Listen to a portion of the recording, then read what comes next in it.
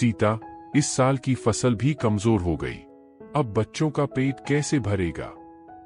भगवान पर भरोसा रखो, मेहनत करने वाले का साथ वो जरूर देता है। गरीबी से तंग आ चुका रामू रोज रात को यही सोचते सोचते सो जाता कि काश उसके पास भी थोड़ा धन होता तो वह अपने बच्चों को अच्छे कपड़े, भरपेट भोजन और पढ़ाई का मौका दे पाता। एक रात थकाहारा रामू गहरी नींद में सोया। तभी उसे एक अजीब सपना आया। सपने में उसने देखा कि कोई साधु उसके सामने खड़ा है। रामू, तुम्हारी मेहनत और ईमानदारी व्यर्थ नहीं जाएगी। अगर तुम हिम्मत रखो तो तुम्हें सोना मिलेगा। सोना? कहाँ मिलेगा बाबा? नदी के उस पार पुराने पीपल के पेड़ के नीचे गड़ा हुआ है। लेकिन ध्यान रखना, यह सोना सिर्फ मेहनती और सच्चे इंसान के लिए है। लालच करने वाला इसे कभी नहीं पा सकेगा। क्या यह सच है या सिर्फ सपना? सपनों में ही कभी कभी सच्चाई छिपी होती है। इतना कहकर साधु गायब हो गए। सुबह होते ही रामू ने पत्नी को सपना सुनाया। ये सिर्फ सपना था। हमें अपने खेत में ही मेहनत करनी चाहिए। सोने के लालच में पड़ना ठीक नहीं। पर सीता, अगर यह सच हुआ तो हमारी तकदीर बदल सकती है। बच्चों का भविष्य संवर जाएगा। गांव वाले जब ये सुनते तो मजाक उड़ाते। अरे रामू, सपनों में सोना कहाँ मिलता है? जा खेत में मेहनत कर। अगर सपनों से सोना मिलता तो हम सब राजा बन जाते। लेकिन रामू के दिल में यह सपना गहरा असर कर चुका था। रामू ने निश्चय किया कि वह नदी के उस पार जाएगा। मैं कुछ दिनों के लिए बाहर जा रहा हूँ। अगर मेरा सपना सच निकला तो हम सबकी जिंदगी बदल जाएगी। रास्ता लंबा है। याद रखना, ईमानदारी से ही काम करना, लालच में मत पड़ना। रामू गांव से बाहर निकलकर जंगल के रास्ते चल पड़ा। रास्ते में पक्षियों की चहचहाहट, नदियों की कलकल और हवा की सरसराहट थी। लेकिन उसके मन में केवल एक ही आवाज गूंज रही थी, सोना, सोना। रामू अब अपने गांव से दूर निकल चुका था। धूप सिर पर थी और जंगल का रास्ता लंबा, लेकिन उसके दिल में सोने की चमक हर दर्द को दबा देती थी। रामू एक नदी के पास थोड़ी देर आराम करने के लिए वहां रुक गया। तभी झाड़ियों में खड़खड़ाहट हुई। कौन है वहां? झाड़ियों से एक पतला दुबला आदमी बाहर आया। डर मत भाई, मैं भी मुसाफिर हूँ, नाम है भोला। कहाँ जा रहे हो? बस किस्मत की तलाश में।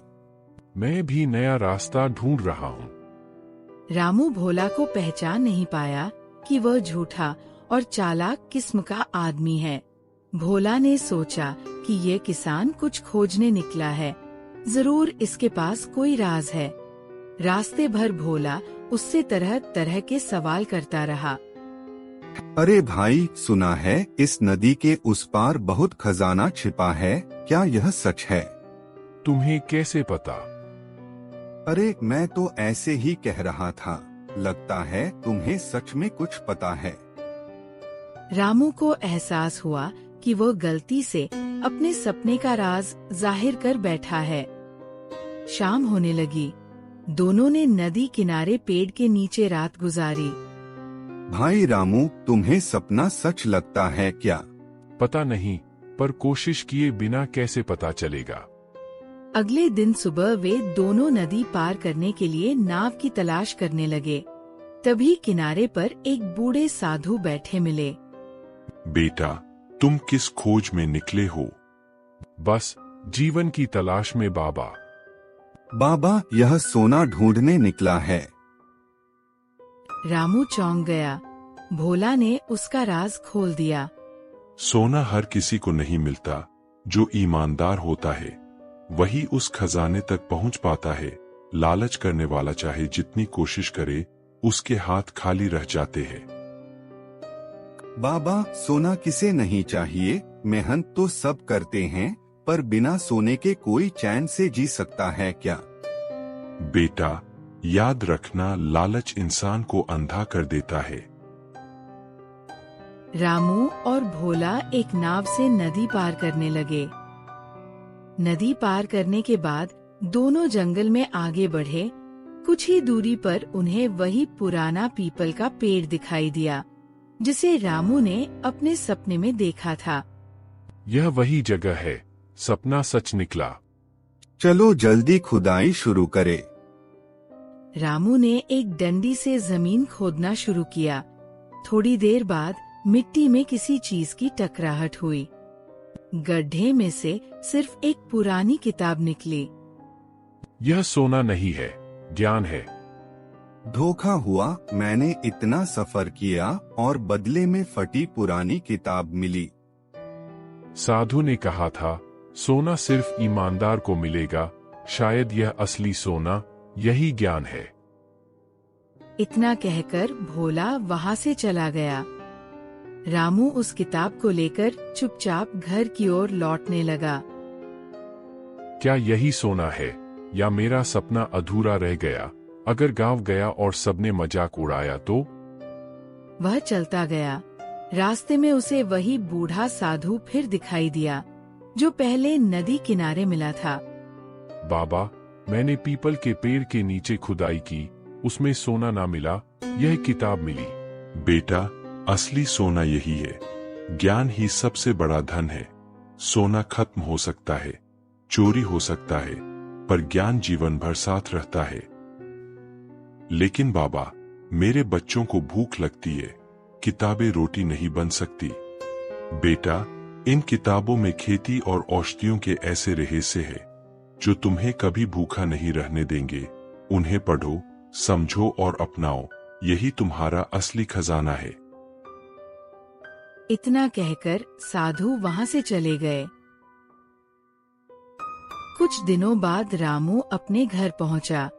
बाबा, सोना मिल गया क्या? क्या हम अमीर हो गए? बेटा, सोना नहीं मिला, पर कुछ ऐसा मिला है जिससे हमारी जिंदगी बदल जाएगी।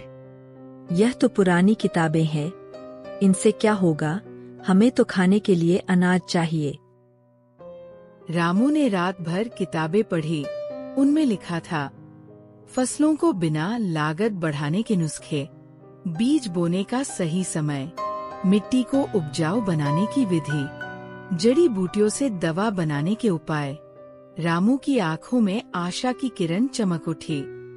अगर मैं इसे अपनाऊं तो शायद मेरी फसल सच में सोने जैसी हो जाएगी। अगले दिन रामू खेत पर गया। उसने किताब में पढ़ी बातें लागू करनी शुरू की। देखो देखो, रामू पागल हो गया, किताब पढ़कर खेती कर रहा है। लेकिन रामू हिम्मत से काम करता रहा।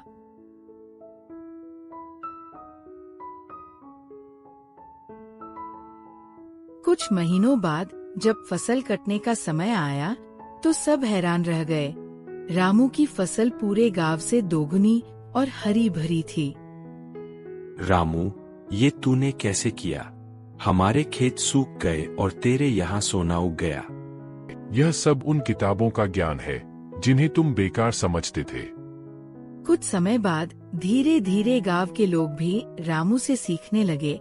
उसने किसी से पैसे नहीं लिए, सबको किताबों से मिली विधियां समझाई।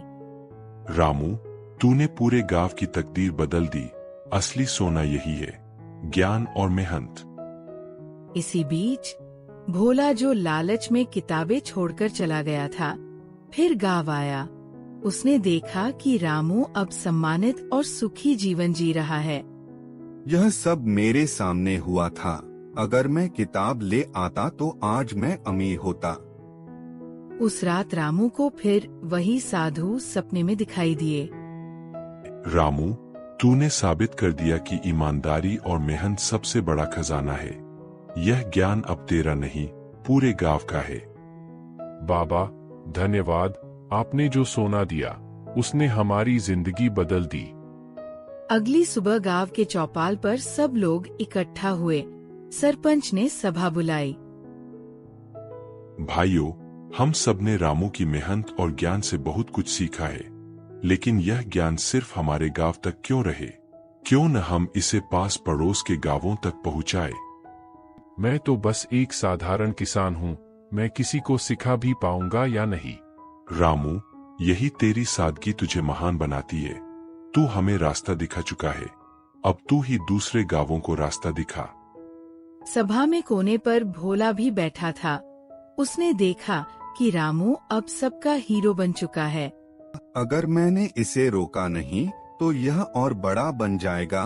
क्यों न इसकी किताब चुराकर मैं खुद नाम कमा लूं। भोला ने योजना बनाई कि वह रामू के घर में घुसकर किताब चुरा लेगा। अगले दिन भोला चुपके से रामू के घर में जाता है। भोला किताब उठाने ही वाला था, तभी अचानक रामू की बेटी ने भोला को देख लिया। चोर चोर। यह सुनकर भोला वहां से भागने लगा। शोर सुनकर गांव वाले बाहर इकट्ठा हो गए। गांव वाले भोला को पकड़कर चौपाल पर ले आए। भोला, तूने चोरी की कोशिश की, और वो भी रामू के घर से। मुझे माफ कर दो, मैं बस अपनी किस्मत आजमाना चाहता था। भोला, तू अभी भी सोने की तलाश में है। मैंने तुझसे कहा था, असली सोना मेहनत और ज्ञान है, लेकिन तू समझना ही नहीं चाहता। भोला, तेरे लालच ने तुझे अंधा कर दिया है। अगर तूने गांव वालों का भरोसा तोड़ा तो तुझे दंड मिलेगा। मुझसे गलती हो गई, मुझे माफ कर दो, अब ऐसा कभी नहीं करूँगा। सुधरेगी जब तू मेहनत करेगा। अगर तू वादा करे कि अब से मेहनत करेगा, तो मैं तुझे भी यह ज्ञान बांट दूंगा। हाँ रामू, मैं वादा करता हूँ, अब मैं भी मेहनत करूँगा। एक दिन गांव में राजा का दूत आया। राजा साहब ने सुना है कि एक किसान ने किताब के ज्ञान से पूरे गांव की तकदीर बदल दी। राजा ने आपको दरबार में बुलाया है। रामू, यह हमारे लिए गर्व की बात है। तू हमारे गांव का नाम रोशन करेगा। मैंने तो सिर्फ वही किया जो सपना और किताबों ने मुझे सिखाया। रामू ने पहली बार अपने गांव से बाहर इतना बड़ा सफर करना था। राजा का बुलावा साधारण बात नहीं थी। रामू, तू निडर होकर जाना, तेरी सच्चाई ही तेरी ताकत है। रामू बैलगाड़ी से राजधानी की ओर रवाना हुआ।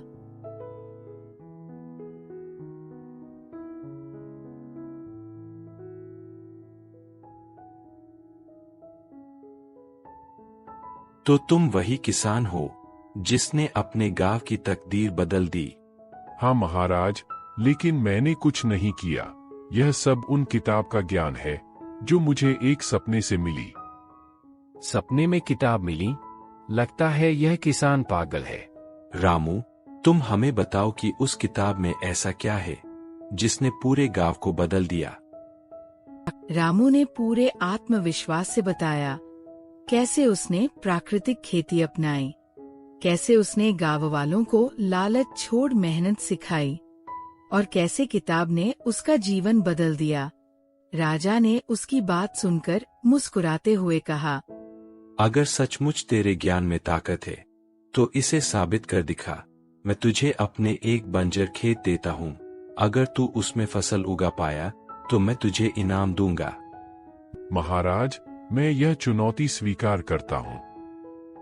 अगले दिन सैनिक रामू को एक बड़े खेत में ले गया। वो खेत कई सालों से सूखा पड़ा था, न पानी था, न उपजाऊ मिट्टी। रामू ने उस खेत की मिट्टी सूंघी, फिर मुस्कुराया। किताबें कहती है, हर मिट्टी में जान होती है, बस उसे जगाना पड़ता है। रामू ने काम शुरू किया। उसने गांव के मजदूरों को बुलाकर खेत की गहरी जुताई करवाई। हमने इस खेत में सालों से मेहनत की, पर कुछ नहीं हुआ। यह किसान ऐसा क्या करेगा? देखते हैं, शायद यह सचमुच कोई जादू जानता हो। कई हफ्तों की मेहनत के बाद धीरे धीरे खेत में हरी अंकुरियां उगने लगी। ये कैसे संभव है? यहाँ तो वर्षों से कुछ नहीं उगा। यह सचमुच अद्भुत है। धीरे धीरे अंकुर बढ़कर हरी भरी फसल में बदल गए। पूरे खेत में लहराती गेहूं की बालियां चमकने लगी। जब फसल तैयार हुई तो राजा खुद देखने आए। रामू, तूने असंभव को संभव कर दिया। यह खेत तो सचमुच सोने का खेत बन गया। हमें लगा यह असफल होगा, पर लगता है सचमुच इसका ज्ञान अनमोल है। राजा ने रामू को दरबार में बुलाकर सम्मानित किया। रामू, तू सिर्फ एक किसान नहीं, बल्कि एक सच्चा विद्वान है। मैं तुझे यह खेत और इसके आसपास की जमीन इनाम में देता हूँ। साथ ही मैं चाहता हूँ कि तू हमारे राज्य के मुख्य कृषि मार्गदर्शक का पद ले। रामू राज्य के मुख्य कृषि मार्गदर्शक बनकर राजा के दरबार में अपने परिवार के साथ रहने लगा।